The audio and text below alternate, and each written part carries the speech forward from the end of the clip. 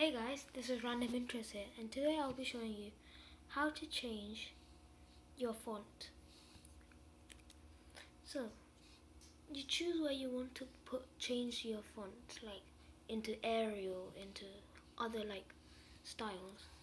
So you can put it in the header or the paragraph. So I'm going to put it in the header. So the tag you use is font face equals, and then the speech marks. Inside the speech marks you put your style. Let's say Arial for now, and then yeah, that's pretty much it. And then you close it as always, because you always have to close most of your tags. Oh yeah, save it,